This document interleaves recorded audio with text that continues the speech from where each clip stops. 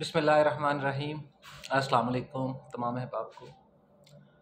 John Elia साहब का एक बहुत खूबसूरत शेर है कि आप कहते हैं कि मैं भी कितना अजीब हूँ, इतना अजीब हूँ कि बस खुद को बर्बाद कर लिया और मलाल भी नहीं। इस शेर को पढ़ने का मकसद कुछ और है। बात कुछ यूँ है कि हम जिस मुआशरे में, जिस दुनिया में, जिन लोगों में, जिन अहबाब के दरमियान वक़्त गुजार रहे हैं, ज़िंदगी गुजार रहे हैं, यहाँ पे हर तबका फ़िक्र, हर सोच, हर नज़रिए के लोग मिलते हैं। यहाँ पे अहले हक भी हैं और बाकी आप कुछ समझ सकते हैं, मैं अल्फाज नहीं बयान करना चाहता। यहाँ पे आपको हर तबके के लोग मिलेंगे, सियासी भी, समाजी भी, फ़िरका परस्त भी, फ़िरके करवाने वाले भी, फ़िरके बनाने वाले भी, अहले तशी भी, अहले हदीस भी, अहले बैत में से सादात भी, आपको अहले सुन्नत भी मिलेंगे, अहले देवबंद भी मिलेंगे, बेतहाशा फ़िरके। और हैरत की और तवज्जो की बात यह है कि ये सब खुद को जन्नती करार देते हैं, सब अपने आप को हक में बयान करते हैं, सब कहते हैं हम मुसलमान हैं। लेकिन काबिल तवज्जो और काबिल समात बात जो है वो ये है कि इनमें से कोई भी अपने आप को ईमानदार नहीं कहता कि हम ईमानदार हैं। जो अहले तख्त पर हैं वो भी ईमानदार अपने आप को नहीं कहते, वो अपने आप को मुसलमान कहते हैं। अपने आप को ऐसे ऐसे अल्फाज अपने बारे में बयान करते हैं कि सोच कर शर्म आती है कि यार कैसे कर लेते हो, कैसे कह देते हो। अपने आप को सच्चा साबित करने के लिए किसी झूठे को सच्चा कह देना, उसकी पजीराई में इजाफा करना नहीं, अपने हक के लिए वोट मांगना होता है। हमारे बहुत से ऐसे मोहतरम और काबिल दीद लोग हैं जिन्हें देखकर सिर्फ शर्मिंदगी होती है कि यार ये हमारी तरफ से रिप्रेजेंटेटर्स हैं। एक होता है सब्र करना और एक होता है बर्दाश्त करना। सब्र तब किया जाता है जब आजमाइश खुदा की तरफ से हो, और जब बंदों ने आपकी ज़िंदगी को आजमाइश बना दिया हो तो फिर वो सब्र नहीं, वो बर्दाश्त करना होता है। और अल्लाह रब्बुल इज़्ज़त बर्दाश्त करने का तो हुक्म नहीं देते, सब्र का हुक्म मिलता है।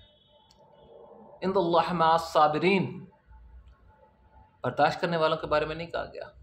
लेकिन अल्लाह रब्बुल इज़्ज़त ये भी कहते हैं मा काना रब्बुका निस्यान, तेरा रब भूलने वाला नहीं है। नमाज पढ़ते वक़्त या दुआ मांगते वक़्त, हाथ उठाते वक़्त शर्मिंदगी होती है मुझे कि मैं क्या मांगूं, अपने लिए मांगूं, अपने अहलो याल के लिए मांगूं, अपने अहबाब के लिए मांगूं, दोस्तों के लिए मांगूं। मांगूं तो किस हक से मांगूं? क्या जो मुझे मिला है, जो मेरे पास मौजूद है, मैं उसका जवाबदेह हूं? क्या मैं उसको डिज़र्व करता हूं, या मैं उसके बारे में कोई स्पेशलिटी रखता हूं कि मैं उसके बारे में बात कर सकूं?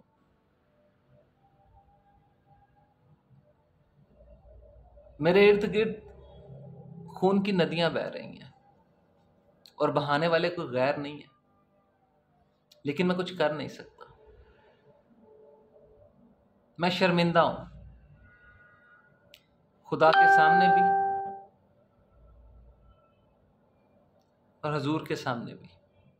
मैं जब किसी को देखता हूं ना, ताकतवर को, नॉट इन अ सेंस कि उसकी बॉडी है, या इन अ सेंस कि वो, इन अ सेंस कि जब वो शख्स अपने इक़्तिदार, अपनी अथॉरिटी को ताकत का सिंबल बना के चल रहा होता है ना, तो मुझे उस पर बड़ा तरस आता है कि यार तेरे साथ क्या होगा, और जो होगा तेरी औकात नहीं है बर्दाश्त करने की।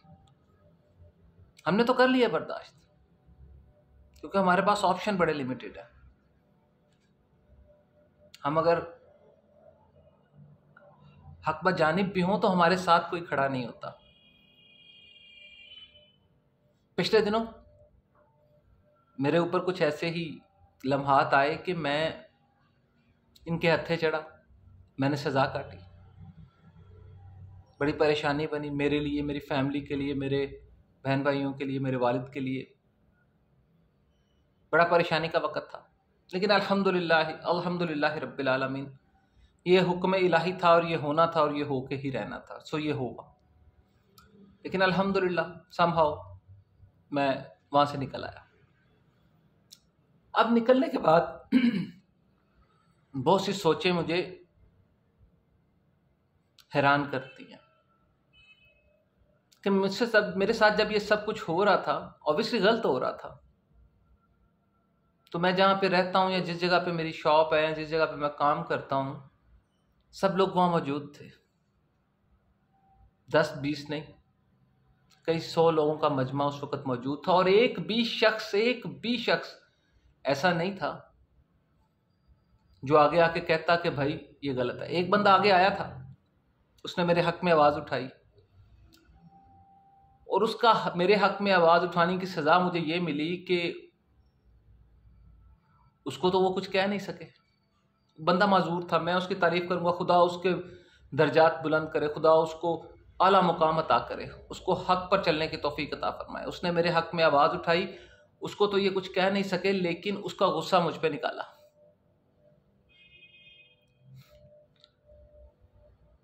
जब आप किसी फ़िरौन को फ़िरौन कहते हैं ना, तो उसे इस बात पे भी गुस्सा आता है, फिर वो फ़िरौन बनने की मज़ीद कोशिश करता है। इंसान की फितरत है, उसे जिस चीज़ से बाहर रोका जाए ना, वो उसी तरफ जाता है।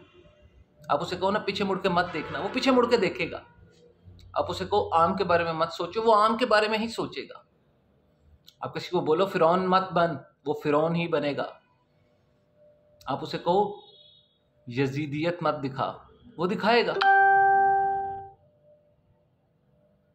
क्योंकि वो जिस मुआशरे, जिस सोच के साथ बड़ा हुआ है ना, जिस ओहदे पे वो बैठा हुआ है, वो ये सोच के ही बैठा था कि मैंने, माँ बाप ने सिखाया ये था ना कि बड़े आदमी बनना है।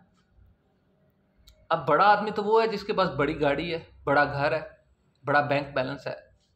इन टुडेज वर्ल्ड, आज के दौर में बड़ा उसे कहा जाता है ना। लेकिन ये नज़रियात की जंग है, एहसासात की जंग है। इस जंग में जीते हुए लोग असल में हारे हुए लोग होते हैं, और इन हारे हुए लोगों को अपना हारना जीत लगता है। ख्वाह वो इक़्तिदार के किसी भी मुकाम पर बैठे हों, वो किसी भी नस्ल, किसी भी तबका फ़िक्र, किसी भी ज़ात से जुड़े हुए हों, दे हैव टू पे द प्राइज़। वअतसिमू बिहब्लिल्लाहि जमीअन। आपका इसके बारे में क्या ख्याल है? आपका क्या नज़रिया है? आप क्या सोचते हैं? क्या ये मुआशरा, ये लोग, ये नज़रियात हमारे खुद बनाए हुए हैं या हमें विरसे में मिले हुए हैं? अगर ये विरसे में मिले हैं तो क्या हमसे पहले भी लोग ऐसे ही थे, या हमने इस विरासत को मज़ीद मैनिपुलेट करके, मज़ीद डिस्करेजमेंट के साथ मिल्क शेक बना दिया इसका? आपकी राय का इंतज़ार रहेगा। जज़ाकुमुल्लाह खैर, फ़ी अमान अल्लाह।